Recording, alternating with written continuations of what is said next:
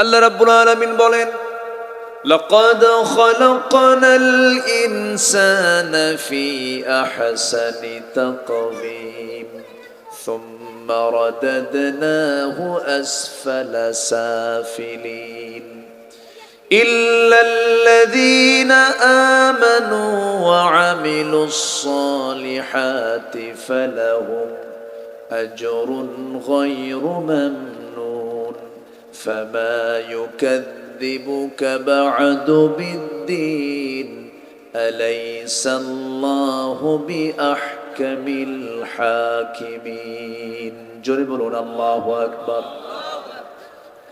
এই পৃথিবীতে সবচেয়ে সুন্দর করে আল্লাহ তাআলা আমাকে আপনাকে বানিয়েছেন। চেহারার সৌন্দর্যের দিক থেকে, গুণগত দিক থেকে সবচেয়ে সুন্দর করে আল্লাহ তাআলা আমাকেই বানিয়েছেন। এই জন্য এই পৃথিবীতে সবচেয়ে বেশি মর্যাদা দিয়ে আল্লাহ তাআলা আমাকে বানালেন।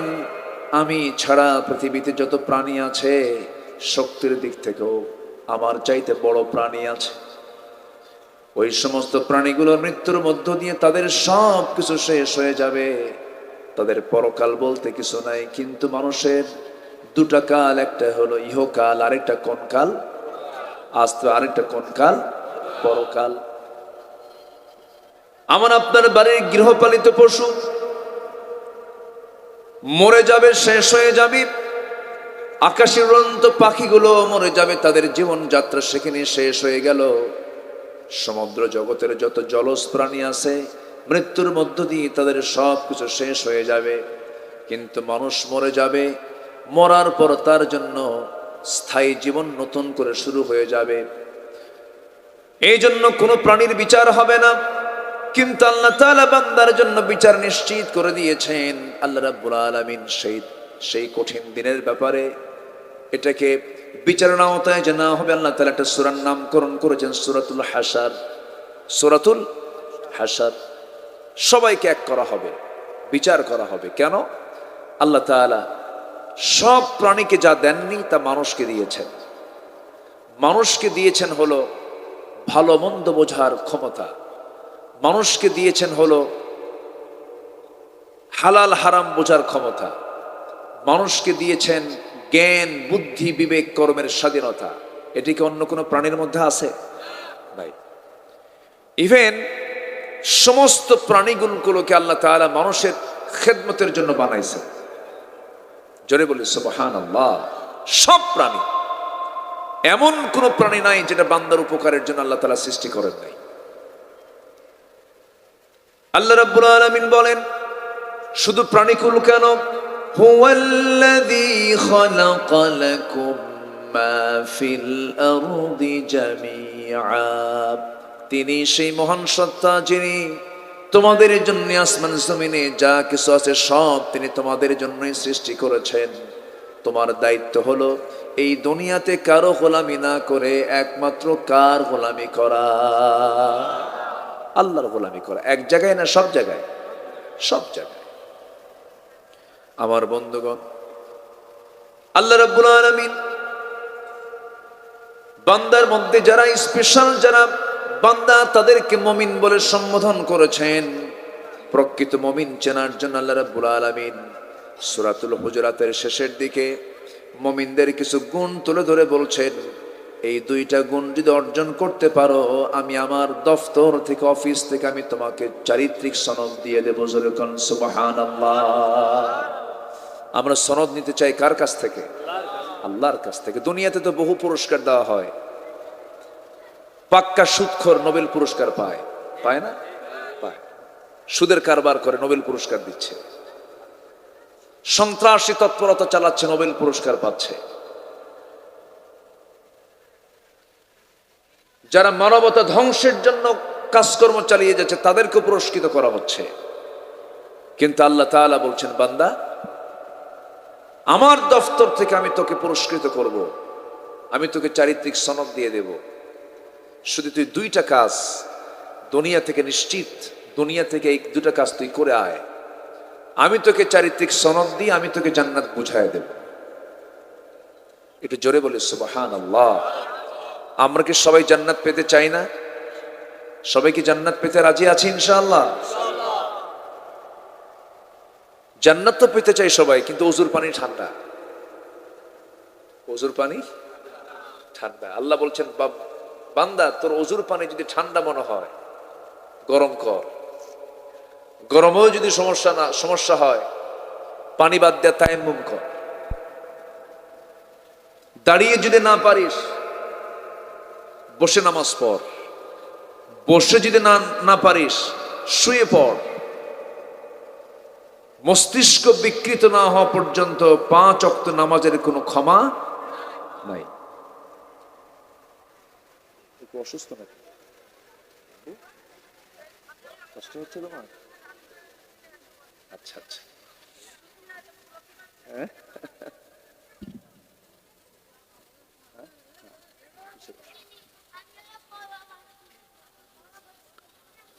সম্মানিত ভাইয়েরা, নামাজের কোনো ক্ষমা আছে বলেন তো? নামাজ যদি কেউ মিস করে, ইচ্ছে করে যদি কেউ ছেড়ে দেয়, আমার রাসূল বলেছেন, মান তারাকা সালাতান মুতাআম্মিদান ফাকাদ কাফার। সে ব্যক্তি যেন কুফরি করলো। মারাতগুলোর সক্ষম ভাবে যদি আমরা মোকাবেলা না করতে পারি, ভবিষ্যৎ প্রজন্ম অন্ধকারে নিমজ্জিত হয়ে যাবে মুসলমান। আমার বড় আফসোস হয়, আমরা দুনিয়া থেকে চলে যাব, আমাদের প্রজন্ম, আমাদের সন্তানরা কোন পৃথিবীতে বসবাস করবে, কোন দুনিয়াতে বসবাস করবে?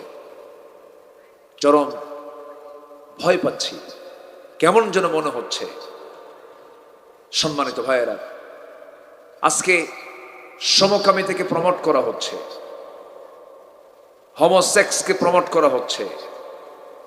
আমেরিকা, ইউরোপের বহু দেশে সেখানে সমকামিতার আইনকে তারা বিল টেনে আইন আকারে পাশ করেছে। ছেলে ছেলের দিকে আকৃষ্ট হচ্ছে, পুরুষ পুরুষের দিকে আকৃষ্ট হচ্ছে, নারী নারীতে আসক্ত হচ্ছে, যা বিকৃত যৌনাচার। এই সমকামিতার এই জঘন্য গুনার ইতিহাস রয়েছে হলো কওমে লূতের। সেই কওমে লূতকে আল্লাহ তাআলা গজব দিয়ে শেষ করেছেন। সেই গজবের দৃশ্য এখনো আছে না নাই? এখনো আছে। যারা জর্দান গিয়েছেন, জর্দানের সেই ডেড সি এলাকা, মৃত সাগর, এই ডেড সি এলাকা ফি আদনাল আরদ, আল্লাহ তাআলা বলছেন সবচেয়ে নিম্নাঞ্চল এলাকা এটা। এটা নিম্নাঞ্চল ছিল না। আল্লাহ তাআলা ওই কওমে লূতরা যখন সমকামিতায় যখন একদম নিমজ্জিত হয়ে গেল, এই বিকৃত যৌনাচারে যখন আক্রান্ত হলো, তখন আল্লাহ তাআলা এই জাতিকে, সবগুলো কওমে লূতকে একসঙ্গে আকাশে তুলে নিয়ে এমন একটা আছাড় মারলেন, মাটিতে গেড়ে দিয়ে, জমিনকে গেড়ে দিয়ে তাদেরকে নির্মূল করে দিলেন। সম্মানিত ভাইয়েরা, সম্মানিত বন্ধুগণ, সেই কওমে লূতের এই জঘন্য অপকর্মের পুনরাবৃত্তি আমরা আবার লক্ষ্য করছি। আমেরিকা, ইউরোপের বহু দেশে এটাকে সংসদ আইন আকারে এনে তারা পাশ করেছে। পার্শ্ববর্তী দেশ ভারতেও তারা এই চিন্তা মাথায় নিয়েছে, অনেকটাই তারা এগিয়ে যাচ্ছে। সমকামিতাকে কেমনে প্রমোট করা যায়, ওরই কিছু ধ্বজাধরি, কিছু বদমাইশ আমার দেশেও তারা চেষ্টা করতে চায়। জীবনের শেষ রক্তবিন্দু থাকা পর্যন্ত এই সমস্ত অন্যায়কে আমরা সহ্য করতে পারবো না। এগুলোর বিরুদ্ধে প্রতিবাদ করার দরকার আছে না নাই? একজন ব্রিটিশ প্রধানমন্ত্রী, ভারতীয় নাগরিক, প্রেসিডেন্ট ওয়ার্ল্ডের পরাশক্তির একটা পরাশক্তি, ব্রিটেন প্রধানমন্ত্রী ঋষি সুনাক, তিনি বলেছেন, তার কথাটা আমার ভালো লেগেছে। তিনি বলেছেন, a man is a man, a woman is a woman, that's just a common sense. উনি বলেছেন, একটা পুরুষ একটা পুরুষ, একটা নারী একটা নারী। এটা বোঝার জন্য বুদ্ধিজীবী হওয়া লাগে না, এটা বোঝার জন্য একটা কমন সেন্সই যথেষ্ট। সম্মানিত ভাইয়েরা, এই দেশকে সাংস্কৃতিকভাবে, এই দেশকে মুসলমানদের তাহজিব তামাদ্দুন থেকে দূরে সরানোর জন্য একটা মহল উঠে পড়ে লেগেছে। আমাদের প্রত্যেকের সজাগ থাকার দরকার আছে না নাই? আসতে বলবেন না, আছে না নাই? বিশেষ করে যুব সমাজ, তোমরা যারা আছো, তোমাদেরকে এগিয়ে আসতে হবে। তুমি একজন, একা বাংলাদেশ। তোমার এই সমস্ত অন্যায়কে প্রতিহত করার জন্য তোমার সবচেয়ে বড় অস্ত্র হলো তোমার আদর্শ, তোমার চরিত্র।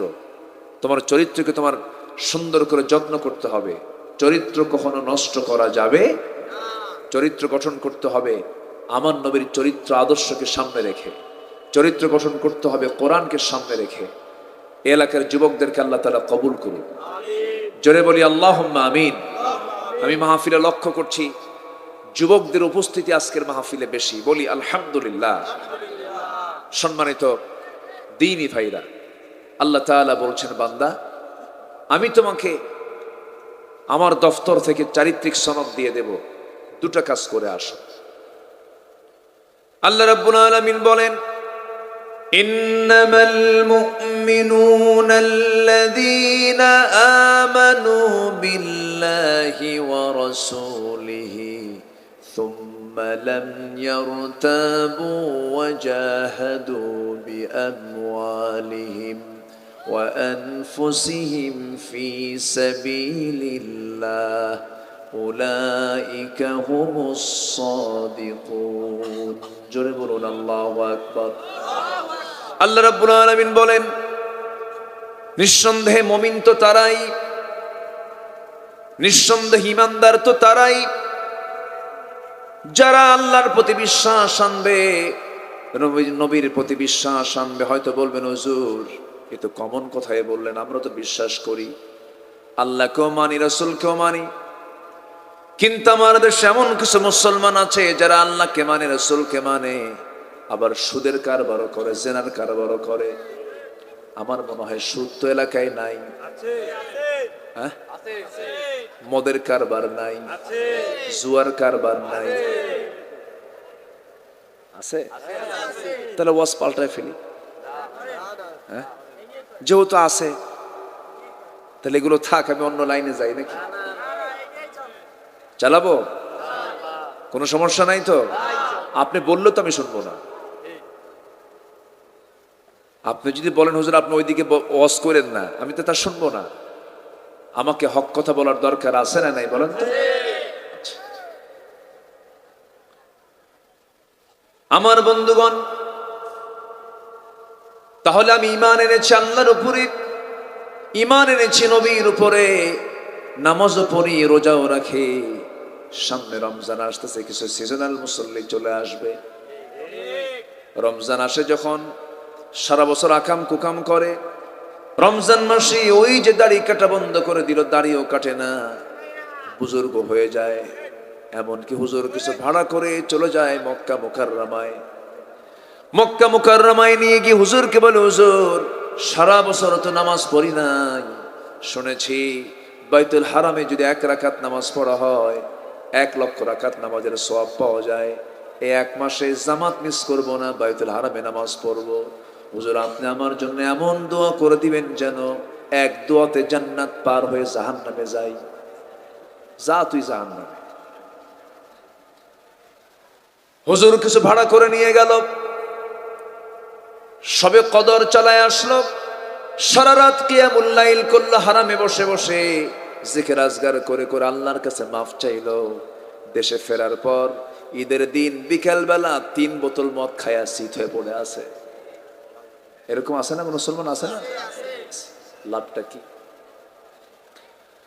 আল্লাহ রাব্বুল আলামিন বলেন, ফামান ইয়াকফুর বিত-তাগুতি ওয়া ইউমিন বিল্লাহি ফাকাদ ইসতামসাকা বিল উরওয়াতিল মুসকা লা ইনফিসামা লাহা।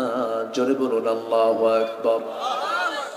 আল্লাহ তাআলা বলছেন, যে বান্দা তাগুতকে অস্বীকার করবে, তাগুতকে যে বান্দা প্রত্যাখ্যান করবে, এরপরে যারা ঈমান আনবে, আগে তাগুতকে পরিহার করতে হবে। এমনও বান্দা আমার দেশে আছে, ঈমানের দাবি করে, কিন্তু তারা বলে মদের বোতল বন্ধ করা যাবে না, সুদের কারবার বন্ধ করা যাবে না, জুয়ার কারবার বন্ধ করা যাবে না। আমার দেশে এমন কিছু হাজি আছে, হজ করে আসছে কিন্তু মদও খায়, জুয়াও করে, জুয়াও খেলে। আছে না নাই? আচ্ছা, ওরা দুই দিকেই থাকে। কে বেচারে শয়তানকে অসন্তুষ্ট করার কি দরকার আছে না? আচ্ছা।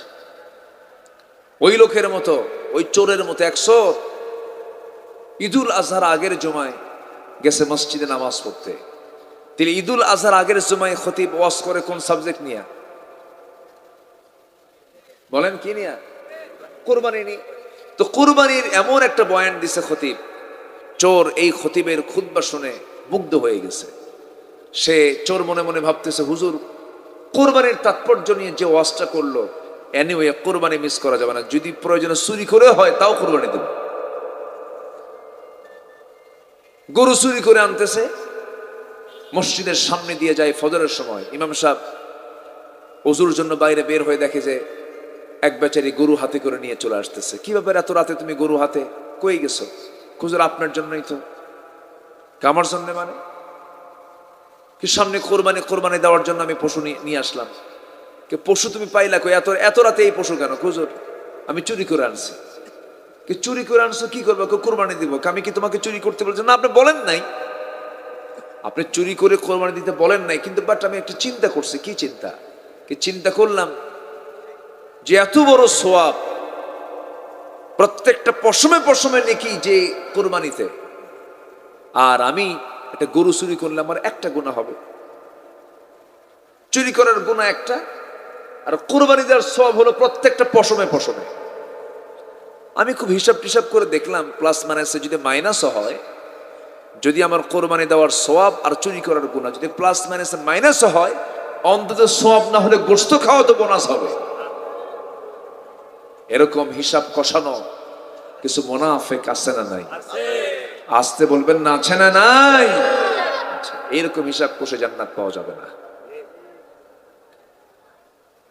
জান্নাত পাওয়ার জন্য আমাকে আপনাকে হারাম কাকে বর্জন করতে হবে, হারাম কাকে মাইনাস করতে হবে। হারামকে মাইনাস করে আপনি দুটাকেই রেখে হালালও কিছু করবেন, হারামও কিছু খাবেন, আল্লাহ তাআলা তা গ্রহণ করবেন না।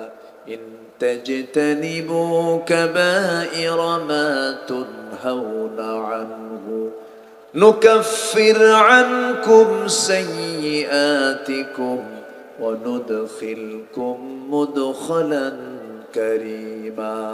জোরে বলুন আল্লাহু আকবার। বান্দা তুমি যদি বড় বড় কবিরা গুনাহগুলো ছেড়ে দাও, শিরকের গুনাহ, বেদাতের গুনাহ, কুফুরের গুনাহ, জিনার গুনাহ, খুনের গুনাহ, মিথ্যা সাক্ষীর গুনাহ, জাদুর গুনাহ, এই সমস্ত বড় বড় গুনাহগুলোকে তুমি যদি ছেড়ে দাও, আমার কাছে যদি আসো বান্দা, আমি তোমার সমস্ত গুনাহগুলোকে মাফ করে দিয়া সম্মানজনক জান্নাত আমি তোমাকে দিয়ে দেব। জোরে বলি সুবহানাল্লাহ। কার কথা? আসতে বলবেন না, কার কথা? আমার আপনার জীবনের সবচেয়ে বড় চ্যালেঞ্জ হলো গুনাহমুক্ত জীবন গড়া। যদি আমার 2-1 রাকাত যদি নফল নামাজ বাদ চলে যায়, জিকির আজকার যদি বাদ চলে যায়, এটা আমার বড় ধরনের কোনো ক্ষতি হবে না, কিন্তু বড় ক্ষতি হয়ে যাবে যদি কোনো বড় কবিরা গুনাহ করে ফেলে দেই। বড় বড় কবিরা গুনাহগুলো আজকে সমাজে করা খুবই সহজ ব্যাপার। এই যে মাদক, এই যে মদের ছড়াছড়ি, মাদক দ্রব্যের ছড়াছড়ি, যুব সমাজ আজকে ধ্বংসের দিকে চলে যাচ্ছে। অথচ আজ থেকে 1500 বছর আগে আমার রাসূল বলেছেন, মদ হলো সমস্ত পাপের মা। মদ হলো সমস্ত পাপের মা। আল খামরু উম্মুল খাবাইস। মদ হলো সমস্ত পাপের মা। মদ সমস্ত পাপের মা কেমন করে হলো? মদের সঙ্গে অনেক পাপের সম্পর্ক আছে, একটার সঙ্গে আরেকটা সম্পর্ক জোড়ায় দেয় এই মদ। কেমন করে? একটা উদাহরণ দিতে হয়। কোন এক আল্লাহওয়ালা শহরে বসবাস করতেন, যে নগরে বসবাস করতেন, ওই নগরে একজন বড় খারাপ নারীর বসবাস ছিল, পতিতা নারীর বসবাস ছিল। সেই পতিতা নারী হাজারো হাজারো পুরুষের যৌবনকে নষ্ট করে দিয়েছে, চরিত্র নষ্ট করে দিয়েছে।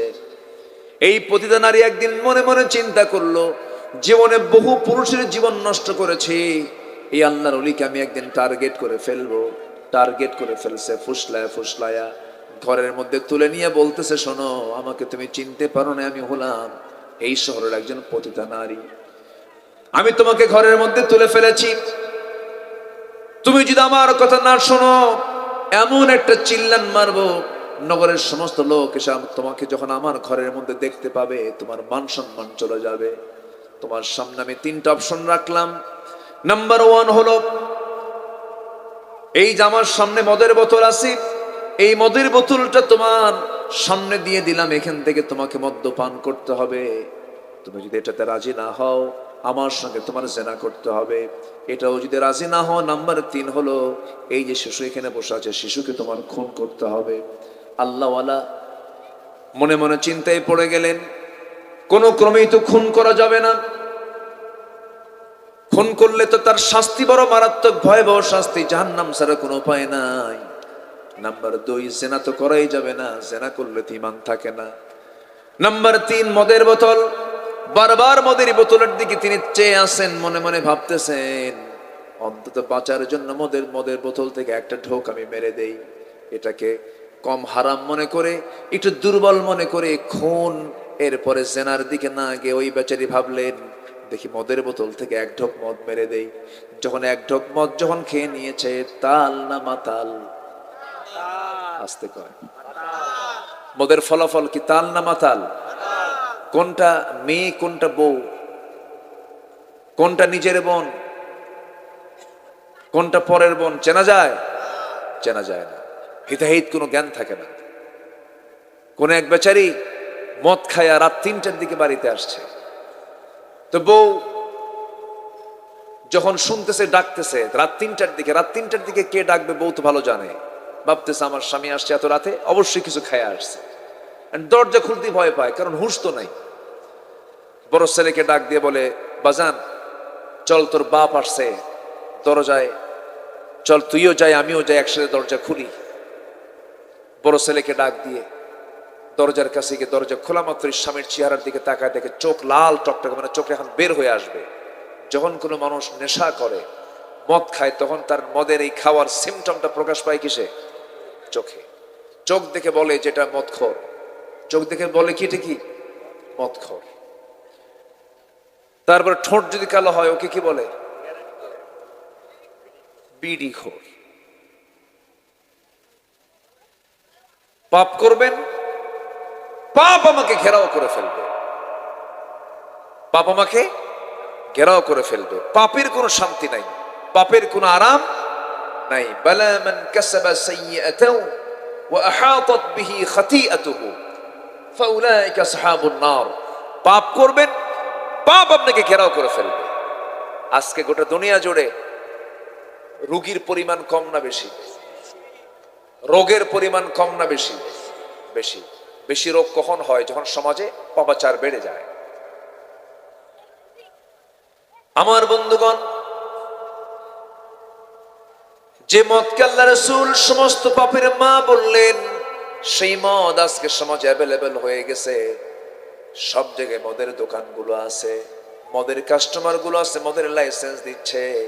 আল্লাহ তাআলা কত আগে বললেন, ইন্নামাল খামরু ওয়াল মাইসিরু ওয়াল আনসাবু ওয়াল আজলামু রিজসুম মিন আমালিশ শাইতান। মদ জুয়া এগুলো সবগুলো হলো শয়তানের কাজ। কার কাজ বলেন? শয়তানের কাজ। মদ্যপানে মানুষ মাতাল হয়ে যায়। তো দরজায় যখন ডাক দিছে, বউ এসে দেখে স্বামীর চোখ লাল টকটকে, মদ খাইছে। দরজা খোলা মাত্রই এই মদ্যপায়ী স্বামী তার বউয়ের দিকে তাকায় লক্ষ্য করে বলতেছে, আম্মা আসসালামু আলাইকুম। মাথা তো ঠিক নাই, বলে ফেলছে। বউ কয়, হাই রে আমার পোড়া কপাল, তোমার কি একটু হুঁশ হলো না? যুবক ছেলের পাশে তুমি আমাকে আম্মা বলে ডাকো, তোমার কি একটু সেন্স নাই?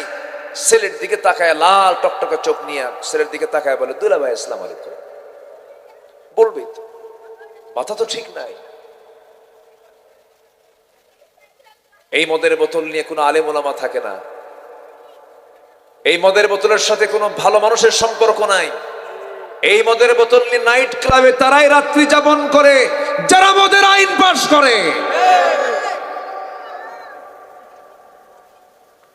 সম্মানিত ভাইয়েরা, সম্মানিত বন্ধুগণ, সে আল্লাহওয়ালা মদের বোতল থেকে এক ঢোক যখন মেরে দিয়েছে, মাতাল। যখন মানুষ মাতাল হয়ে যায়, ভালো মন্দ বোঝার কোনো ক্ষমতা থাকে না। যখন এক ঢোক মদের বোতল মেরে দিয়েছে, সঙ্গে সঙ্গে তার জেনাটা কঠিন না সহজ? সহজ। জেনাও হয়ে গেছে, মাতাল অবস্থায় তার খুনও হয়ে গেছে।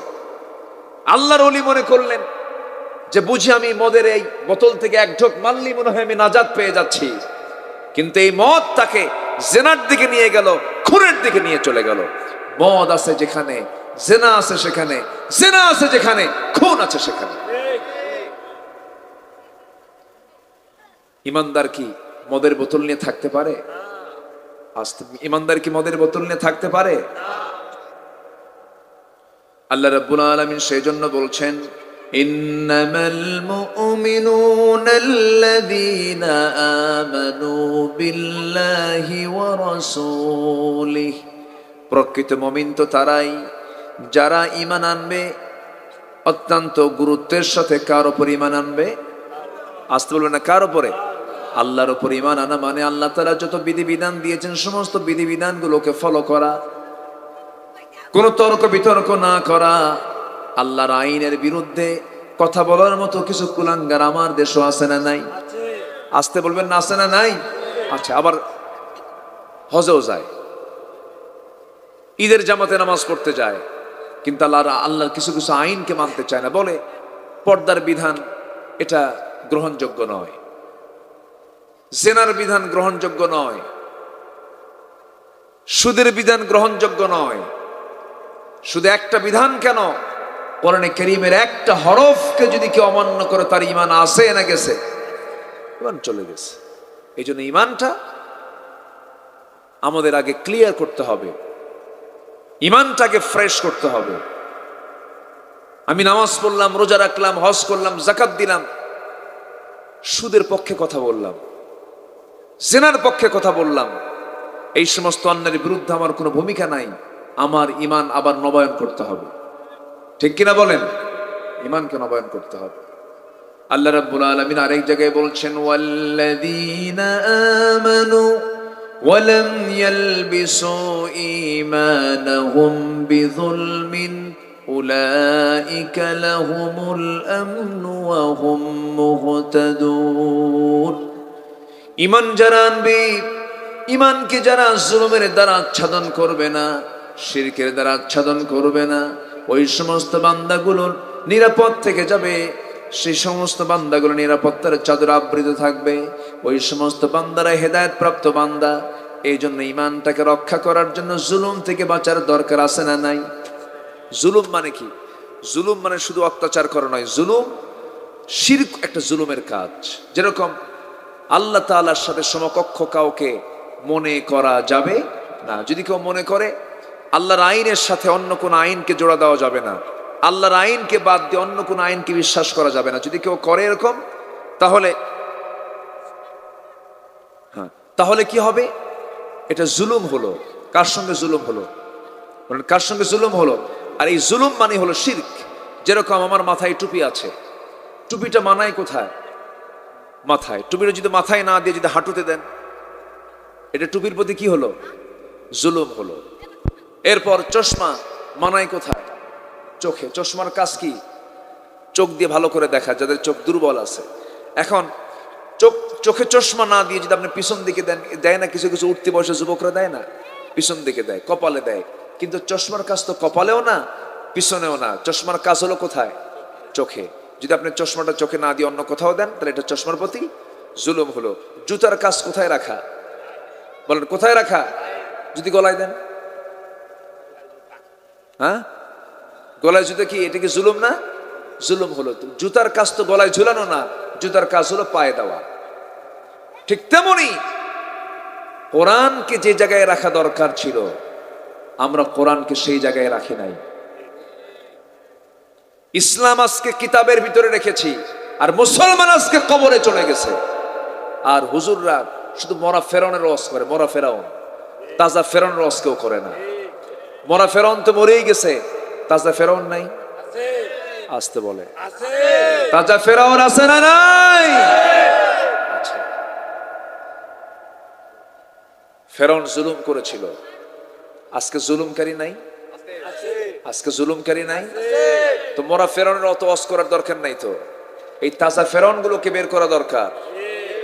মুসার উত্তরসূরিরা তাজা ফেরাউনকে খুঁজে বের করবে, মুসার শক্ত লাঠি নিয়ে বাতিল শক্তির মোকাবেলা করতে হবে। মুসলমান রাজি আছেন? কারা কারা হাত উঁচু করে দেখান মুসলমান।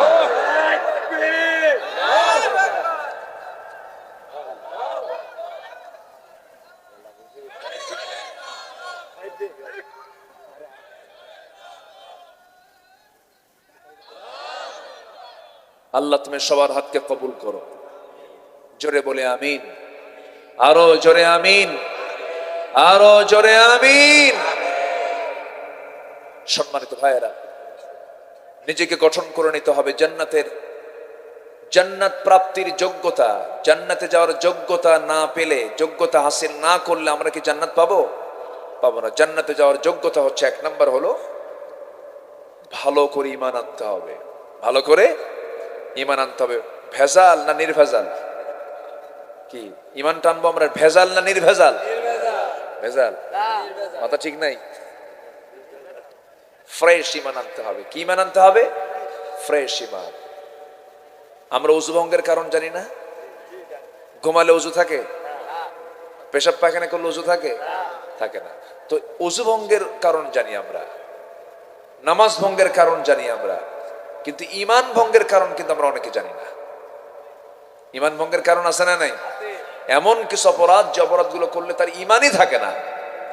ইউসবিহু মুমিনান ওয়া ইউমসি কাফিরান। আখিরি জামানায় এমন একটা সময় আসবে, যে সময় সকালবেলা ঈমানদার, বিকেলবেলা কাফের। আমরা সেই সময় কিন্তু আমরা অতিক্রম করছি। আপনার ঈমানকে ছিনতাই করার জন্য সর্বক্ষণ লেগে আছে আপনার পিছনে কিছু শয়তানের কিছু এজেন্ট লেগে আছে না নাই? শয়তানের, আমার তো মনে হয় বাংলাদেশে আসা লাগে না, শয়তানের বড় শয়তান আমার দেশে আছে কিছু। আসতে বলবেন না, আছে না নাই? সঙ্গে বলুন, ইন কুনতুম তুহিব্বুনাল্লাহ ফাত্তাবিউনি ইউহিব্বুকুমুল্লাহ ওয়া ইয়াগফির লাকুম যুনুবাকুম ওয়াল্লাহু গফুরুর রহিম। কি मोहम्मद से वफा तूने तू हम तेरे है, ये जहां चीज है क्या लौह कलम तेरे है। मोहम्मद के যদি ভালোবাসো, ভালোবাসা পাবে আমার। লৌহ কলম লুফিবে তোমরা, মাটির পৃথিবী সেকোন ছাড় সব পেয়ে যাবে। শুধুমাত্র জীবনের চাইতে বেশি রাসূলকে তোমাদের ভালোবাসতে হবে। কিন্তু ভালোবাসার জায়গা আমরা রাসূলকে রাখতে পারি নাই। তার বড় প্রমাণ হলো, আমি একটু বলে দেই আপনাকে, শোনেন। আমার নবীর জীবদ্দশার ঘটনা। কোন এক মুনাফিক নবীর কাছে বিচার চাইতে গেলেন। নবীজি তার পক্ষে বিচারের রায় না দিয়ে রাসূল বিচারের রায় দিলেন, ইহুদির পক্ষে দিলেন। ইহুদির পক্ষে যখন রায়টা চলে গেছে, এই মুনাফিক এসে সাইয়েদনা ওমর ফারুকের কাছে এসে বলছে, ওরে ওমর, নবীর কাছে বিচার চাইলাম আমি, নবীজি মুসলমানের পক্ষে রায় না দিয়া ইহুদির পক্ষে রায় দিল। আচ্ছা বলেন তো, বিচার করার সময় মুসলিম দেখবো, ইহুদি দেখবো, না ন্যায় বিচার দেখবো? কি দেখবো আমরা? এমন বিচার কি আমার দেশে আছে নাকি? এমন বিচার কি গোটা দেশ বিশ্বের কোথাও আছে নাকি? জোর যার মুল্লুক তার, আইন তো সবার জন্য সমান নয়।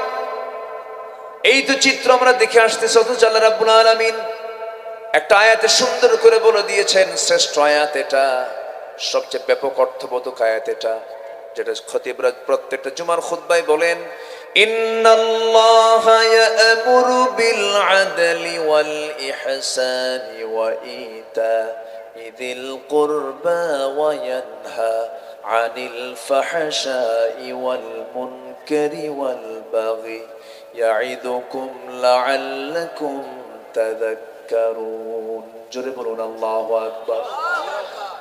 আল্লাহ তাআলা আদলের ব্যাপারে কথা বলেছেন, আদলটা ঠিক রাখো। ইয়াদিলু হুয়া আকরাবু লিত্তাকওয়া। আদল যদি ঠিক রাখতে পারো, এটাই হলো শ্রেষ্ঠ তাকওয়ার পন্থা। আদলটাকে তোমরা ঠিক রাখো। আমার বন্ধুগণ, আমার প্রিয় ভাইরা, একটু কান লাগাবেন, মনোযোগ দিয়ে শুনবেন। আইন যদি সবার জন্য সমান আজকে থাকতো, মানবতা টিকে যেত, মানবতা ঠিক থেকে যেত, কিন্তু আইন তো সবার জন্য সমান নয়। কিন্তু আল্লাহ তাআলা আরেক জায়গায় বলছেন, ওয়াকিমুল ওয়াজনা বিল কিসত ওয়ালা তুখসিরুল মিজান, তোমরা তোমাদের ওজনটাকে সঠিক করো। ওয়াইলুল লিল মুতাফফিফিন, ওই সমস্ত ব্যক্তির জন্য ধ্বংস যারা নেওয়ার সময় বেশি নেয়, দেওয়ার সময় কম দেয়, নিজের জন্য এক আইন, পরের জন্য অন্য আইন। আছে না? এগুলো কি ইমানদারের কাজ নাকি? ইমানদার কি এমনটা করবে নাকি? ইমানদার তো এমনটা করবে না। আমার বন্ধুগণ, আমার ভাইয়েরা, এই জন্য ইমানকে আগে মজবুত করতে হবে। ইমানের যতগুলো গুণ আছে সেই সমস্ত গুণগুলো ভিতরে উপস্থিত করতে হবে। ইমানদারের গুণ হলো, এক নাম্বার হলো নামাজকে সুন্দর করে রেগুলার করে ফেলা, খুশুর সঙ্গে আদায় করা। নাম্বার 2 হলো জিহবার লাগাম টেনে ধরা, জিহবাকে সংযত রাখা, জিহবার ট্রিটমেন্ট করা, অযাচিত একটা কথাও মুখ থেকে না বের করা। মুখ থেকে যে কথা বের করলে বান্দা মনক্ষুণ্ণ হয়ে যাবে, বান্দা কষ্ট পাবে, এমন কোনো কথা না বলা। আগে কথা বলা না, আগে চিন্তা করা। বলেন আগে কথা বলা না, আগে চিন্তা করা। আগে চিন্তা করা, এরপরে কথা বলা। ইমানদারের কথা হবে সংযত, ইমানদারের নামাজ হবে ঠিক মতো। নাম্বার 3 হলো ইমানদার যাকাত দেবে ঠিক মতো। নাম্বার 4 হলো সে তার যৌনাঙ্গকে, লজ্জাস্থানকে হেফাজত করবে। নাম্বার 5 হলো আমানত ঠিক রাখবে। নাম্বার 6 হলো ওয়াল্লাযীনা হুম লিআমানাতিহিম ওয়া আহদিহিম রাউন, ওয়াদা ঠিক রাখবে, অঙ্গীকার ঠিক রাখবে। নাম্বার 7 হলো নামাজ দিয়ে শুরু করেছেন আল্লাহ তাআলা, নামাজ দিয়ে শেষ করেছেন, নামাজের ব্যাপারে যারা যত্নশীল হবে। আল্লাহ তাআলা এই 7টা কাজের জন্য বলছেন ইমানদারকে, কি বলছেন? উলাইকা হুমুল ওয়ারিসুন আল্লাযীনা ইয়ারিসুনাল ফিরদাউসা হুম ফিহা খালিদুন। জোরে বলুন আল্লাহু আকবার। যাদের ওয়াদা ঠিক নাই, যাদের আমানত ঠিক নাই, আপনি বিচারের আসনে বসেছেন, বিচারটা ব্যাঠিক করতে হবে না, সঠিক করতে হবে। সঠিক বিচার করতে হবে। যে বিচারক সঠিক বিচার করবেন, আল্লাহ তাকে উপর করে জাহান্নামে ঢুকায় দিবেন, উপর করে জাহান্নামে ঢুকায় দিবেন।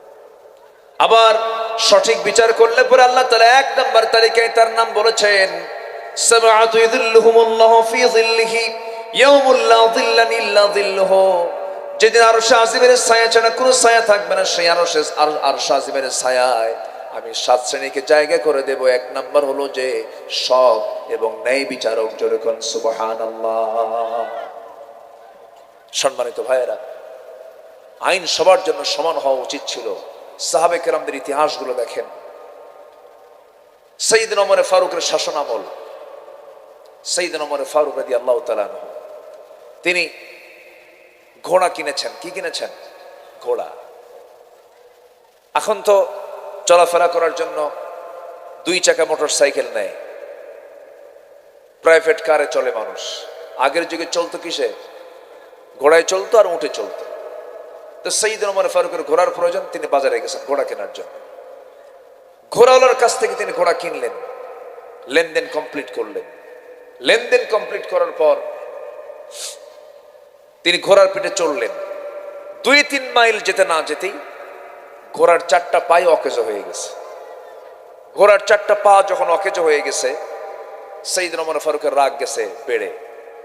তিনি খেপে গিয়ে রেগে গিয়ে এসে বলতেছেন, ঘোড়াওয়ালা, তুমি আমাকে এমন ঘোড়া দিলে যে ঘোড়াটা অকেজো ঘোড়া, অসুস্থ ঘোড়া, আমি এই ঘোড়া আমি নেব না, তুমি এই ঘোড়াটা ফেরত নাও, আমাকে টাকা ফেরত দিয়ে দাও।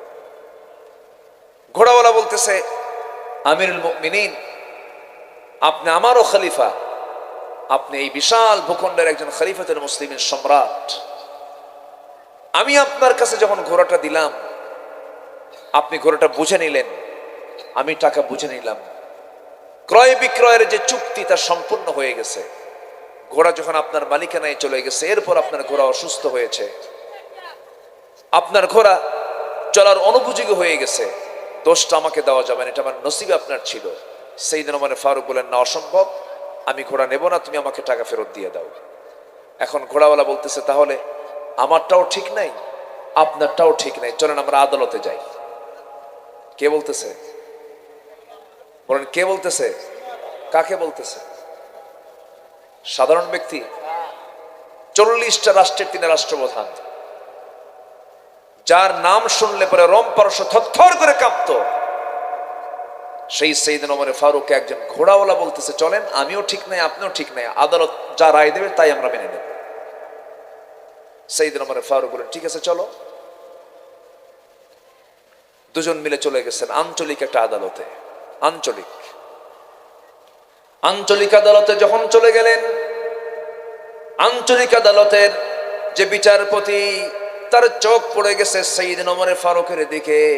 ওমর ফারুককে দেখা মাত্রই আঞ্চলিক বিচারপতি চেয়ার থেকে দাঁড়ায় বলতেছে, আমিরুল মুমিনিন, আপনি এই জায়গায় কেন, কি সমস্যা নিয়ে আপনি এখানে এসেছেন? আমি তো আশ্চর্য হয়ে যাচ্ছি, আপনার তো এখানে আসার কথা নয়। সাইয়েদনা ওমর ফারুক বলেন, শোনো বিচারপতি,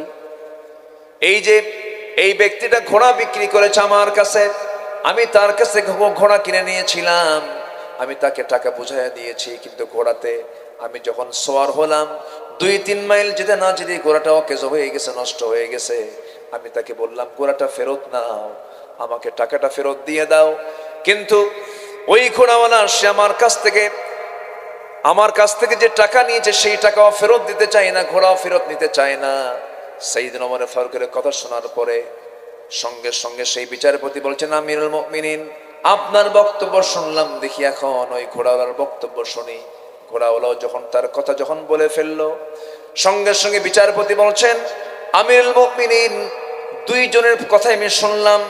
2 জনের কথা শোনার পর আমার কাছে মনে হচ্ছে, আমি কোরআন এবং হাদিসকে সাক্ষী রেখে যদি বিচার করতে যাই, আজকের বিচারটা আপনি ওমর আপনার বিরুদ্ধে চলে যায়। আল্লাহু আকবার বলেন, আপনার বিরুদ্ধে চলে যায়। কেমনে? সঙ্গে সঙ্গে বিচারপতি বলতেছে, আপনি খলিফাতুল মুসলিমিন ওমর ফারুক, আপনি যে আমার সামনে অবস্থান করছেন, আপনি কি নিশ্চিত যেখান থেকে আপনি সুস্থ অবস্থায় বাড়ি পর্যন্ত ফিরতে পারবেন? না, আমি সুস্থ অবস্থায় বাড়িতে ফিরতে পারবো এটার গ্যারান্টি তো আমি দিতে পারবো না, সম্ভব না এটা। তাই যদি হয় আমিরুল মুমিনিন, এমনটাই যদি হয় আপনার গ্যারান্টি নাই, যে কোনো মুহূর্তে মালাকুল মউত আপনার কাছে চলে আসতে পারে, ঠিক তেমনি যে ঘোড়াটা আপনার কাছে বিক্রি করা হয়েছিল, সেই ঘোড়াটা যখন আপনি তার কাছ থেকে বুঝে নেন সুস্থ নিয়েছেন না অসুস্থ নিয়েছেন, সুস্থ ঘোড়া নিয়েছি। টাকা লেনদেন করেছেন? হ্যাঁ, টাকা লেনদেন করেছি। কেনা বেচার চুক্তি শেষ, ঘোড়াটা আপনার হাতে চলে আসছে, মালিকানায় চলে আসছে, এরপরে আপনার মদিনে থাকার পর ঘোড়াটা অসুস্থ হয়ে গেছে। অতএব এই অসুস্থ ঘোড়া যে হয়ে গেল, এটার দায় ঘোড়াওয়ালার উপরে চাপানো জায়েজ নাই, সম্পূর্ণ হারাম হয়ে যাবে। সাইয়েদনা ওমর ফারুক ওই আদালত থেকে আস্তে করে বের হয়ে চলে আসলেন, বাড়িতে চলে আসলেন। পরের দিন তিনি মাজলিসে শুরার বৈঠকে বসলেন। শুরার বৈঠকে বসে, পরামর্শের বৈঠকে বসে বললেন, শোনো, গতকালকে আমি একটা আদালতে গিয়েছিলাম, আদালতের বিচারপতির দারুণ সাহস, আমি ওমর আমার বিরুদ্ধে পর্যন্ত সে রায় দিয়েছে, সঠিক রায় দিয়েছে, আমার বিরুদ্ধে সে রায়টা দেওয়াতে আমি খুব খুশি হয়েছি। অতএব সেই আঞ্চলিক বিচারপতিকে আঞ্চলিক বিচারপতি না বানায়া খলিফার বিরুদ্ধে যে রায় দেওয়ার সাহস পায়, তাকে জাতীয় বিচারপতির চেয়ারে বসায় দাও। জোরে কোন সুবহানাল্লাহ। খলিফার বিরুদ্ধে রায় দেয় আর সেই বিচারকের প্রমোশন হয়। আর আমার দেশে যদি কোনো বিশেষ ব্যক্তির বিরুদ্ধে যদি রায় চলে যায়, তাকে পাগলা বানায়া, মানসিক রোগী বানায়া দেশ থেকে হিজরত করে বের করে দেয়। আসতে বলবেন না, জোরে বলেন ঠিক কিনা? এটাই তফাৎ, এটাই তফাৎ। ঈমান যার থাকবে, তার বিচার কখনো অবিচার হতে পারে, তার বিচার কখনো ফাঁকিবাজি হতে পারে, তার কথা কখনো এলোমেলো হতে পারে, তার ওয়াদা কখনো ভঙ্গ হতে পারে, তার কথার মধ্যে কোনো চক্রান্ত থাকতে পারে, তার কথার মধ্যে কোনো ভেজাল থাকতে পারে। আমি কি আলোচনা চালাবো? জিকির করি লা ইলাহা ইল্লাল্লাহ। বাতাস আসতেছে, ঢেকে দেওয়া দরকার ছিল না। আরো জোরে, লা ইলাহা ইল্লাল্লাহ সুবহানাল্লাহ।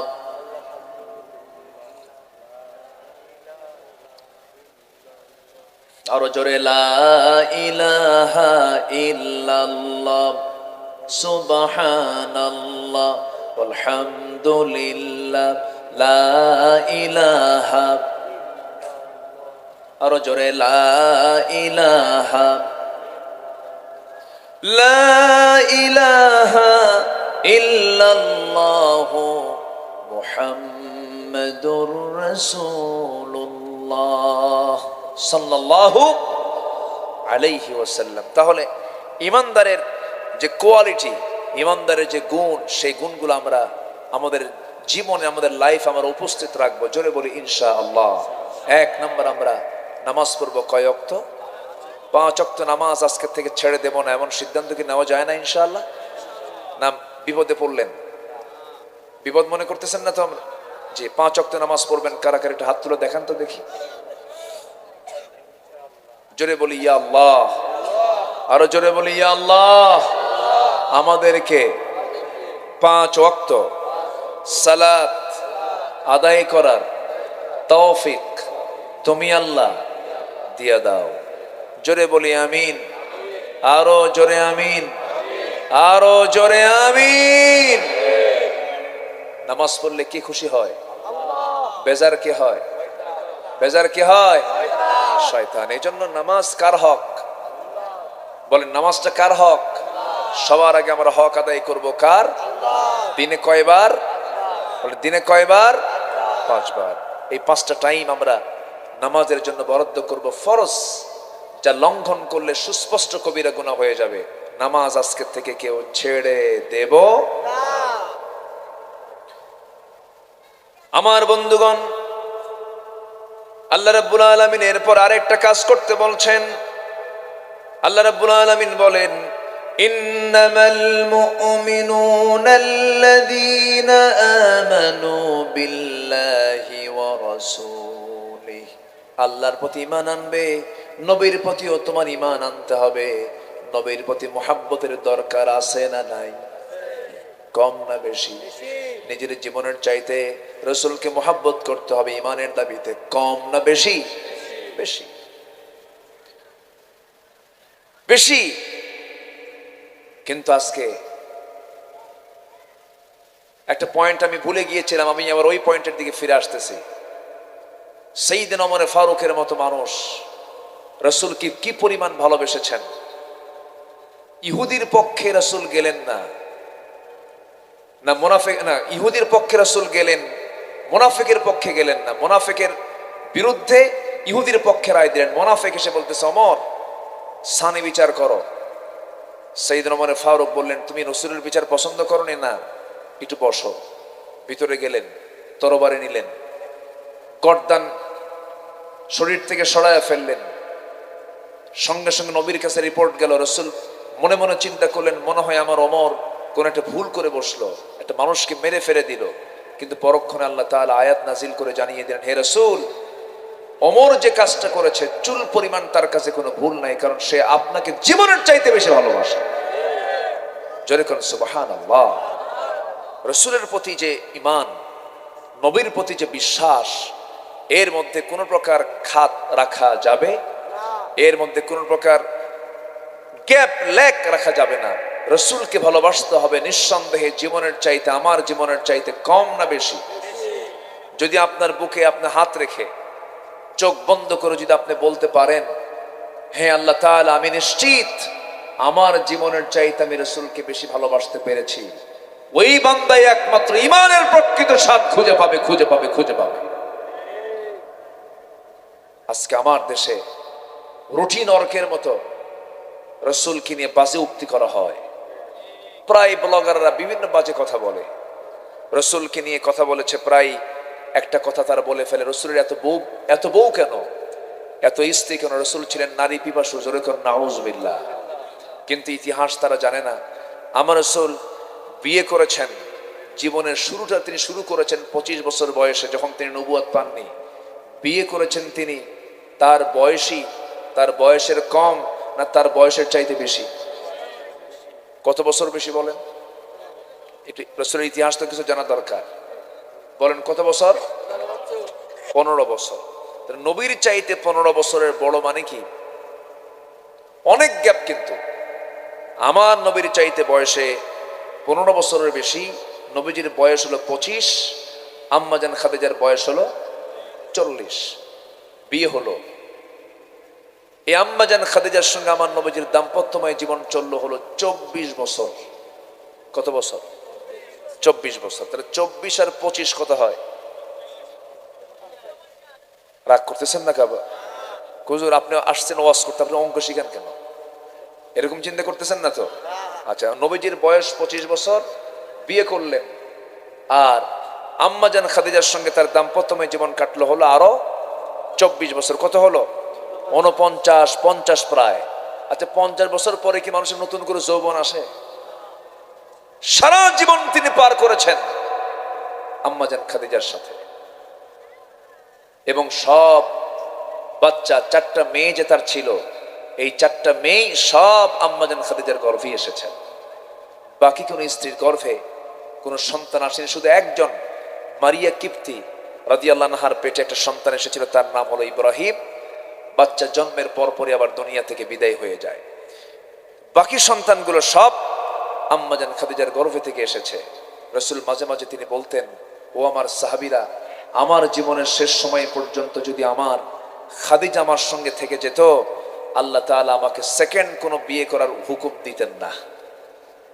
জোরে কোন সুবহানাল্লাহ। তাহলে রাসূল বিয়ে করেছেন, এখান থেকে স্পষ্ট হলো কার ইঙ্গিতে? আসতে বলবেন না, কার ইঙ্গিতে? আল্লাহর ইঙ্গিতে। কিন্তু আমার নবীকে নিয়ে এই সমস্ত বাজেগুলো কথা বলা হয়, ইমানদার যারা তাদের মধ্যে অবশ্যই দায়িত্ববোধটা থাকা উচিত। রাসূলকে গালি দেবে মুসলমান, যে মুসলমান চুপ করে বসে থাকবে, নবীজির সুপারিশ তার কপালে জুটবে না, জুটবে না, জুটবে না। অতএব আমরা এই কথা স্পষ্ট করে জানিয়ে দিতে চাই, আমার নবী যে হতো, এরকম ইতিহাস আমরা জেনেছি। নবীজি মক্কার 13 বছর তিনি কাবা শরীফের ভিতরে কুরাইশদের রেখে দেওয়া 360টা মূর্তিকে সামনে রেখে রাসূল 13 বছর বাধ্য হয়ে ওই কাবার দিকে মুখ করে তিনি সেজদা দিয়েছেন, কারণ তার হাতে ক্ষমতা ছিল না। তবে একটা কথা জেনে রাখবেন, সেটা হলো টুডে অ্যান্ড টুমরো এই সমস্ত নাস্তিকদের বিচার বাংলার জমিনে হবে ইনশাআল্লাহ। জোরে বলুন ইনশাআল্লাহ, আরো জোরে বলুন ইনশাআল্লাহ। উচিত ছিল রাসূলকে যারা গালি দিয়েছে, রাসূলকে নিয়ে যারা বাজে মন্তব্য করেছে, রাসূলকে যারা জিনাকার বলেছে, রাসূলকে যারা মৌলবাদী বলে আখ্যা দিয়েছে, সন্ত্রাসী বলে গালি দিয়েছে, উচিত ছিল ওদেরকে প্রকাশ্যে ধরে এনে প্রকাশ্যে দিবালোকে দুনিয়া থেকে বিদায় করে ওদের রক্ত মাংস কুত্তা বিলাই দিয়ে খাওয়ানো দরকার ছিল। সম্মানিত ভাইয়েরা, আমার দেশে দুঃখ লাগে, আমার দেশে নেতার বিরুদ্ধে গালিগালাজ দিলে তার মামলা হয়, তার সাজা হয়। রাসূলকে গালি দিলে সে বুদ্ধিজীবী হয়ে যায়। আমি কি ভুল বলছি? কারো জন্য পৌষ মাস, কারো জন্য সর্বনাশ। যাদের সর্বনাশ এখন হচ্ছে, একদিন তাদের পৌষ মাস আসবে। জোরে বলি ইনশাআল্লাহ। হক কথা বললে আমাদেরকে বলা হয় ধর্মান্ধ, আমাদেরকে বলা হয় মৌলবাদী, আমাদেরকে বলা হয় কট্টরপন্থী, জঙ্গিবাদী, জঙ্গি বলে আখ্যা দেওয়া হয়, উগ্রবাদী বলে আখ্যা দেওয়া হয়। সম্মানিত ভাইয়েরা, পৃথিবীর ইতিহাস কিন্তু সাক্ষী, আজ থেকে 20 বছর আগে যে নেতার হাতে হ্যান্ডকাফ লাগানো হয়েছিল, সেই নেতা আজকে একটা দেশের আমির হয়ে বসে আছে। ঠিক কিনা? বুঝতেছেন আমার কথাগুলো? বুঝতেছেন? সেই দেশের কিন্তু আমির হয়ে বসে আছে। এক মাঘের শীত যায় না। হয়তোবা দিনের জন্য যারা আজকে নির্যাতিত হচ্ছেন, নিপীড়িত হচ্ছেন, নিষ্পেষিত হচ্ছেন, পদদলিত হচ্ছেন, রক্তাক্ত হচ্ছেন, একদিন দেখা যাবে তাদের সৎ চরিত্রের জন্য আল্লাহ তাদের হাতে ক্ষমতা দিয়ে দিয়েছেন। ঠিক কিনা? আসবে দিন। জোরে বলি ইনশাআল্লাহ, আরো জোরে বলি ইনশাআল্লাহ। শর্ত হলো, আল্লাহ বলছেন, ওয়া'দাল্লাহুল্লাযীনা আমানু মিনকুম ওয়া আমিলুস সালিহাত লা ইস্তাখলিফান্নাহুম ফিল আরদ। ঈমানটা ভালো করে আনো, নেক আমলটা ভালো করে করো, আমি তোমার হাতে খেলাফতি দিয়ে দেব। এটা কার কথা? আসতে বলবেন না, কার কথা? রসুলকে ভালোবাসার দরকার আছে না নাই? আহারে সাহাবীরা রসুলকে কি পরিমাণ ভালোবাসতেন। সব সাহাবীদের মর্যাদা এত বেশি হওয়ার কারণ কি? নবীদের পরে তাদের এই মর্যাদার কারণটা হলো, আমি যতটুকু আমার ভাঙ্গা চূড়া, আমি যতটুকু গবেষণা করেছি সাহাবে কেরামকে নিয়ে, আমার কাছে মনে হয় এক নাম্বার সেটা হলো নিঃসন্দেহে সাহাবীরা, সকল সাহাবীরা আমার রসুলকে প্রাণের চেয়েও বেশি প্রিয় মনে করতেন, জীবনের চাইতে রসুলকে বেশি ভালোবাসতেন। বলি আলহামদুলিল্লাহ। আমরা কি তা পেরেছি? মনে হয় পারার দরকার আছে না? পারার দরকার আছে না? মাঝে মাঝে নিজের নফসকে প্রশ্ন করবেন। আব্দুল আমিন, আব্দুল্লাহ, আব্দুল করিম, সত্যি করে বলো তো, তুমি কি রসুলকে তোমার জীবনের চাইতে বেশি ভালোবাসতে পেরেছো? যদি আপনার মনটা বলে হ্যাঁ আমি রসুলকে আমার জীবনের চাইতে বেশি ভালোবাসতে পেরেছি, আপনার ইমানটা পরিতৃপ্ত, আপনার ইমানটা তাজা, আপনার ইমানটা তরুতাজা হয়ে আছে, আপনার ইমানের মধ্যে কোনো ভেজাল নাই। আল্লাহু আকবার বলেন। রসুলকে জীবনের চাইতে বেশি ভালোবাসতে হবে। আমার নবীজিকে সব সাহাবী ভালোবাসতেন। একজন সাহাবীর কথা আমার একটু মনে হলো, সময়ও কম, আমার সময় ফুরে আসতেছে, আমাকে শেষ করতে হচ্ছে। আমার পরবর্তী মেহমান, আমার শ্রদ্ধাভাজন, আমি তাকে খুব সম্মান করি, আমি তাকে খুব ভালোবাসি, মোহাব্বত করি, শ্রদ্ধার চোখে দেখি, আমার অভিভাবক তুল্য তিনি। আমার অনেক কিছুর বিষয়ে তিনি পরামর্শদাতা আমার, আলহামদুলিল্লাহ। তিনি এমন একজন পরিবারের সন্তান, তিনি এমন একজন বংশীয় পরিবারের সন্তান তিনি, আলহামদুলিল্লাহ। এই ভারত উপমহাদেশে যাদের মাধ্যমে দ্বীনের প্রচার প্রসার হয়েছে, আল্লামা রুহুল আমিন রাহমাতুল্লাহ আলাইহি, আল্লাহু আকবার, চলন্ত হাদিস ছিলেন তিনি, চলন্ত হাদিস। ইয়া আইয়ুহাল্লাযীনা আমানু ইত্তাকুল্লাহা হাক্কা তুকাতিহি ওয়া লা তামুতুন্না ইল্লা ওয়া আনতুম মুসলিমুন। ঈমানদারেরা, তোমরা আল্লাহকে ভয় করার মতো ভয় করো। ওয়ালা তামুতুন্না, মরো না, ইল্লা ওয়া আনতুম মুসলিমুন, মুসলমান না হয়ে। এখন বিষয়টা হলো, আমরা এখানে যারা বসে আছি সবাই কি মুসলমান না? মুসলমান তো নাকি? বাবা শহীদুল ইসলাম, দাদা শরীফুল ইসলাম, আর নিজে আমিনুল ইসলাম। তো দাদার নামেও ইসলাম আছে, বাবার নামেও ইসলাম আছে, এবং নিজের নামেও ইসলাম আছে। কিন্তু এই পরিচয় দিয়ে কি জান্নাত মিলবে? দুনিয়ার পাসপোর্ট, দুনিয়ার আইডি কার্ডে হয়তো আমার নাম মুসলমান পরিচয় আমি বহন করতে পারবো, কিন্তু আল্লাহর কাছে, আল্লাহর তালিকায় মুসলমান হতে হলে নাম দিয়ে না গুণ দিয়ে? আসতে বলবেন, নাম দিয়ে না গুণ দিয়ে? গুণ দিয়ে। আল্লাহর সামনে, আল্লাহর কাছ থেকে মুসলমানের সার্টিফিকেট নিতে হবে। সম্মানিত ভাইয়েরা, দুনিয়াতে হয়তো আমি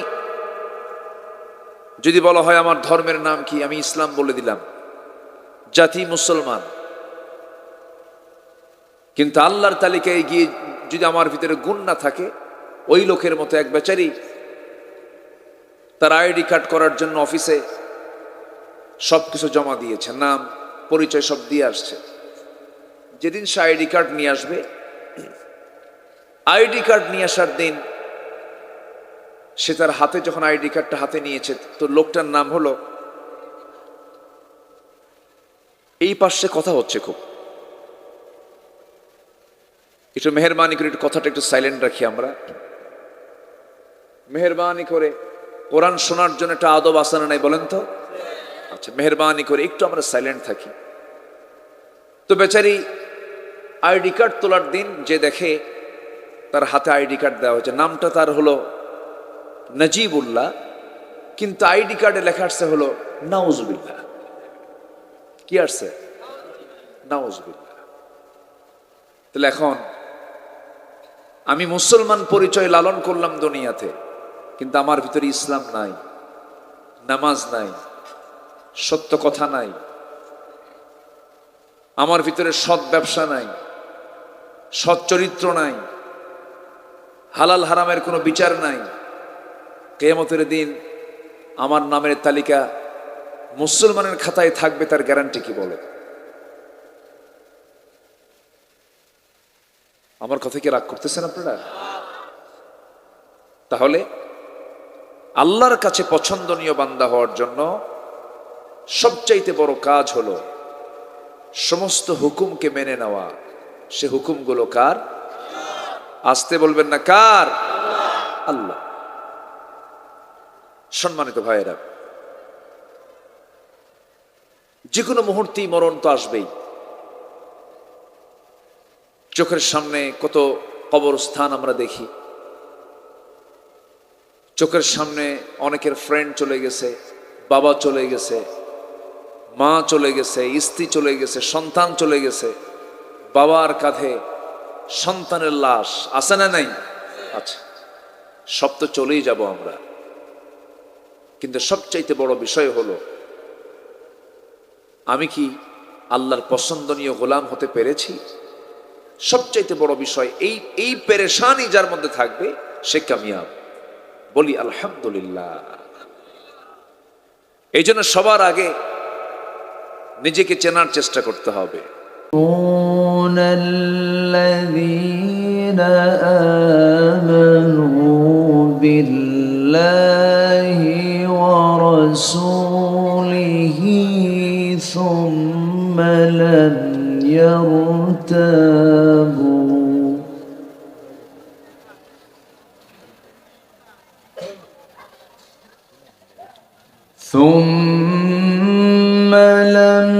يرتابوا وجاهدوا بأموالهم وأنفسهم في سبيل الله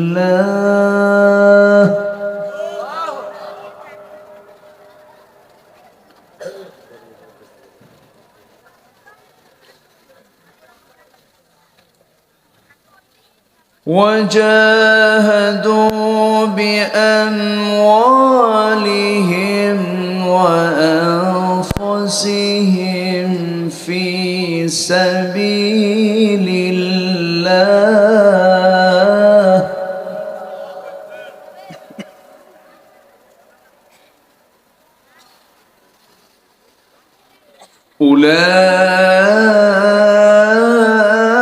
أولئك هم الصادقون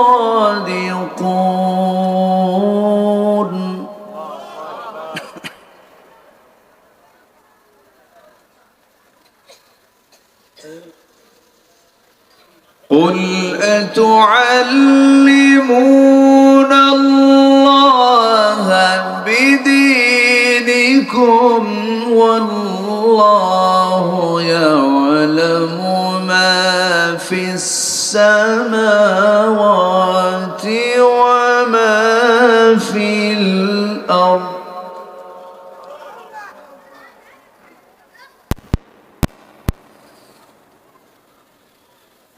والله بكل شيء عليم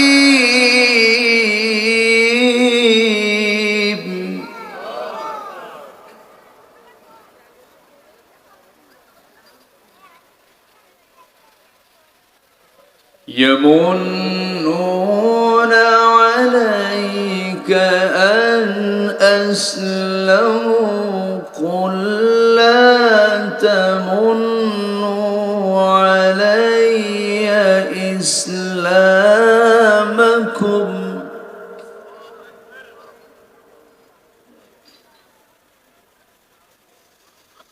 بل الله يمن عليكم أن هداكم للإيمان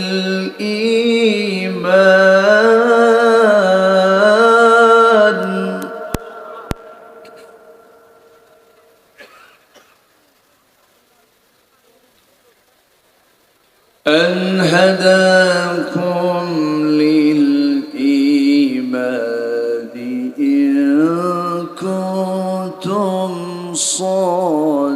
اليقين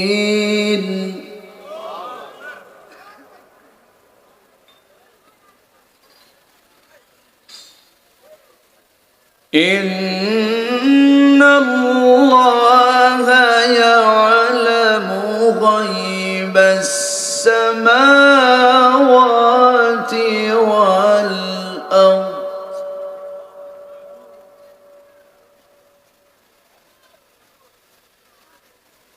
والله بصير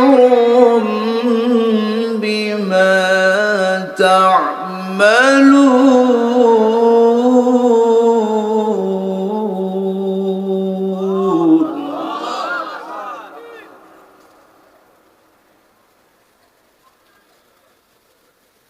الله أكبر بسم الله الرحمن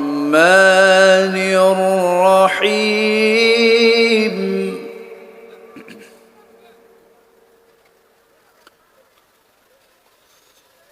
إن الله وملائكته يصلون على النبي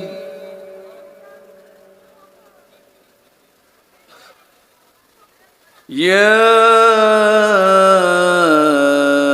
أيها الذين آمنوا صلوا عليه وسلموا تسليما اللهم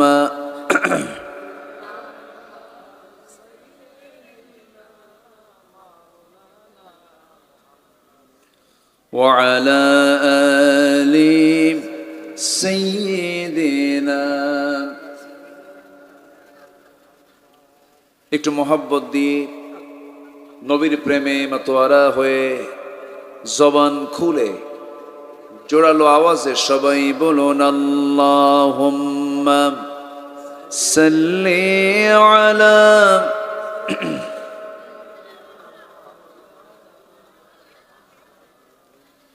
وعلى آل سيدنا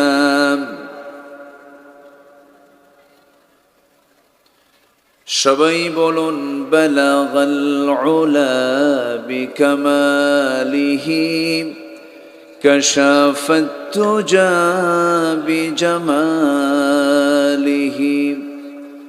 حسنت جميع خصاله سلوا صورة يوسف بدار حكمة لقمان ما قارئ قرآن باري یہ دل سادمان ما بلغ العلا بكماله كشف التجا بجماله حسنت جميع خصاله سلوا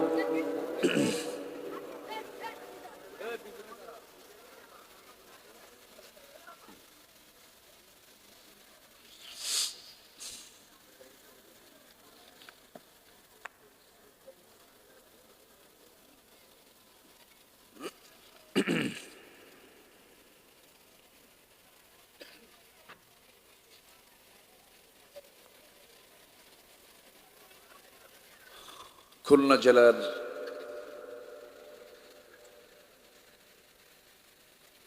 শোলপুর দেয়াড়া যোগীহাটি আমিনী আলিম মাদ্রাসা রূপসা ৬৬তম সিদ্দিকী আমিনিয়া ইসলাহ সব তাফসীরুল কোরআন মাহফিল ২০২৪ 3 দিন ব্যাপী এই মহৎ আয়োজনের সমাপনী দিবসের সম্মানিত সুযোগ্য সভাপতি, আজকের মাহফিলের বরেণ্য সাহেবে সদর জনাব শেখ বাহাউদ্দিন রূপক, আজকের মাহফিলের বরেণ্য প্রধান অতিথি বসিরহাটের সম্মানিত পীর সাহেব, নন্দিত আলেমে দ্বীন, আমার অত্যন্ত কাছের মুহতারামি মুকাররমি হযরত মাওলানা শরফুল আমিন হাফিজাহুল্লাহ, আজকের মাহফিলের বরেণ্য অতিথিবৃন্দ, বিশেষ করে আমার পূর্বে কথা বলেছেন নন্দিত আলেমে দ্বীন মাওলানা রুহুল্লাহ বেলালি, হাফিজ আব্দুল্লাহ আল মামুন, উপস্থিত হাজারাত উলামায়ে কেরাম, ফদলায়ে ইজম, সুশীল সমাজ, জাতির শ্রেষ্ঠ সন্তান শিক্ষক মণ্ডলী, জাতির বিবেক সাংবাদিক বৃন্দ, সামনে উপস্থিত আজকের মাহফিলের প্রধান আকর্ষণ, যাদেরকে নিয়ে আজকের এই সাজানো গোছানো বর্ণাঢ্য আয়োজন, তাওহীদের পতাকাবাহী, কালেমার ঝান্ডাবাহী, দ্বীন ইসলামের নরসারদুল বীর মুজাহিদ, প্রাণ প্রিয় সম্মানিত দ্বীনী ভাইরা, আড়ালে বসে আছেন শ্রদ্ধেয়া সম্মানিতা মা বোনেরা, আলোচনার সূচনায় আনুষ্ঠানিকতার মধ্য দিয়ে আমার পক্ষ থেকে আবারও দিল খোলা সালাম, আসসালামু আলাইকুম ওয়া রাহমাতুল্লাহি ওয়া বারাকাতুহু। সালামের জবাব তো একটু দুর্বল হবেই, অনেক তো রাত হয়ে গেছে, একটু শক্ত করে জবাব দিলে ভালো হয়। আসসালামু আলাইকুম ওয়া রাহমাতুল্লাহি ওয়া বারাকাতুহু। সবাই কেমন আছেন? আমাকে প্রশ্ন করলেন। আল্লাহ তাআলা আমাকে আপনার কাতারই রেখেছেন, আল্লাহ তাআলা আমাকে আপনার মতোই রেখেছেন, আলহামদুলিল্লাহ। গত বছর মাহফিল কি এই তারিখই ছিল না? 3 দিন। মার্চের কয় তারিখ ছিল? ও, যে আমি এটাই তো চিন্তা করছিলাম। যাই হোক, দেখতে দেখতে একটি বছর পার হলো। আল্লাহ তাআলা এই চাঁদ মাখা মুখগুলো আল্লাহ তাআলা আমাকে আবার দেখার সুযোগ করে দিয়েছেন। কালিমাতুশ শুকর আদায় করছি, মুহাব্বাতান বলে উঠছি আলহামদুলিল্লাহ, আবারও বলছি আলহামদুলিল্লাহ, চিৎকার মেরে বলছি আল্লাহুম্মা ইন্নী আসআলুকা আল হুদা ওয়াত তুকা ওয়াল আফাফা ওয়াল গিনা। সবাই বলি আল্লাহুম্মা লাকা আসলামতু ওয়া বিকা আমানতু ওয়া আলাইকা তাওয়াক্কালতু ওয়া ইলাইকা আনাবতু ওয়া বিকা খাসামতু। আমরা আল্লাহ তাআলার শুকর আদায় করে নিলাম। সম্মানিত হাজিরিন, আমি সেখান থেকেই কথা বলতে চাই যেখান থেকে আমি তেলাওয়াত দিয়ে শুরু করেছি। আমি আলোচনার সূচনায় সর্বকালের সর্বযুগের সর্বশ্রেষ্ঠ কিতাব মুকাম্মিলে নিজামে হায়া, complete and balanced code of life, আল কোরআন আল কারীমের 49 নম্বর সূরার শেষ দিকের 3টা আয়াতে কারীম আমি তেলাওয়াত করেছি। এই 3টা আয়াতকে সামনে রেখে কিছু কথা বলতে চাচ্ছি। এই শেষ রাতে আমাকে সময় দেওয়া যাবে তো নাকি ইনশাআল্লাহ?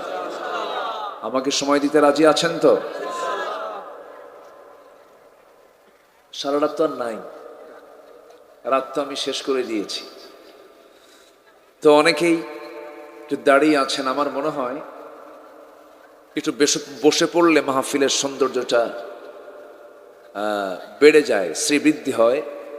একটু মেহেরবানি করে আমরা যে যেখানে আছি একটু বসে পড়লে একটু ভালো হয়। সম্মানিত হাজিরিন, আমি গত বছর 17ই মার্চ আমি এই ময়দানে এসেছিলাম। আমি সেই রাতে সূরাতুল ফাতির থেকে সূরাতুল ফাতিরের 29 নম্বর আয়াতকে সামনে রেখে আমি কিছু কথা বলেছিলাম। যে সমস্ত কাজে কোনো লস নাই, আল্লাহ তাআলার দৃষ্টিতে সেই আয়াতকে সামনে রেখে আমি কথা বলেছিলাম। কি আলোচনা করেছিলাম আমার মনে আছে। জি, তা আমি আজকে সূরাতুল হুজুরাত থেকে আমি কয়েকটা আয়াতে কারিমা তেলাওয়াত করেছি। ঘুমের তো আর ভাবটাব নাই মনে হয় নাকি? ঘুমের যে একটা রেশ, এটা কিন্তু কেটে গেছে, আর তো ঘুম থাকার কথা না মনে হয়। তা শোন, আমরা আলোচনার দিকে চলে যাই। আল্লাহ রাব্বুল আলামিন নির্দিষ্ট একটা টাইম দিয়ে আমাকে দুনিয়াতে পাঠিয়ে দিয়েছেন। সেই টাইমটা যখন ওভার হয়ে যাবে, মালাকুল মউত তার নির্দিষ্ট দায়িত্ব পালন করবেন, জান কবজ হয়ে যাবে। আমি দুনিয়া থেকে ট্রান্সফার হয়ে মৃত্যুর মধ্য দিয়ে পরকালীন জগতে আমি অবতীর্ণ হব। পৃথিবীর মহাবাস্তবতা হলো জীবন আছে যার, মৃত্যু আছে তার। মৃত্যু অবশ্যম্ভাবী, মৃত্যুর মুখোমুখি সবাইকে হতে হবে। কিন্তু বিষয়টা হলো যে আমার এই মৃত্যুর মুখোমুখি যে আমাকে হতে হবে, প্রস্তুতি কি নিলাম, এটার জন্য প্রিপারেশনটা কি নিলাম। আল্লাহ তাআলা এই জন্য প্রিপারেশন নেওয়ার জন্য একটা ব্যবস্থাপত্র দিয়ে দিয়েছেন, তার নাম হলো কোরআন। এটা হচ্ছে ব্যবস্থাপত্র প্রস্তুতির। এই কিতাবের উপরে যার যত বেশি দখল থাকবে, এই কিতাবকে যে ব্যক্তি বেশি করে স্টাডি করবে, কিরাআত, তিলাওয়াত, দিরাসাত, তাদাব্বুর যার বেশি থাকবে, তার জন্য জান্নাতের রাস্তাটা বের করা তার জন্য খুব সহজ হয়ে যাবে। না জানার বিকল্প নেই, জানতে হবে। না জেনে জান্নাত পাওয়া যাবে না।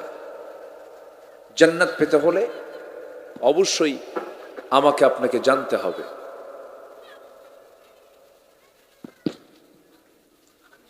লুজ কানেকশন মনে হয় হচ্ছে। ও এতক্ষণ ছিল না বিদ্যুৎ? ও আচ্ছা,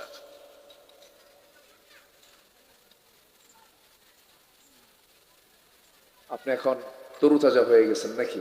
খুব টেনশন ছিল আপনার, এখন ঠিক হয়েছেন তো? আর কোনো হেডেক নাই না? যাক, আমরা মানে বিদ্যুতের যে সাপ্লাই আর নিজেদের তৈরি করার যে সাপ্লাই, রাত দিন তফাৎ। উনি খুব টেনশনে ছিলেন। বিদ্যুৎ এসেছে বলি আলহামদুলিল্লাহ। বেশি জোরে বলার দরকার না, আবার যেতেও পারে। এই পর্যন্তই থাক। সম্মানিত ভাইয়েরা, তাহলে আমাদের সবচেয়ে বড় দিক হলো আমি মৃত্যুর পূর্বে পরকালীন জিন্দেগির জন্য আমি কি প্রিপারেশনটা নিলাম, কি প্রস্তুতিটা নিলাম, এটাই হচ্ছে সবচেয়ে বড় বিষয়। আল্লাহ বান্দাকে এই ব্যাপারে সতর্ক করেছেন বিভিন্ন জায়গায়।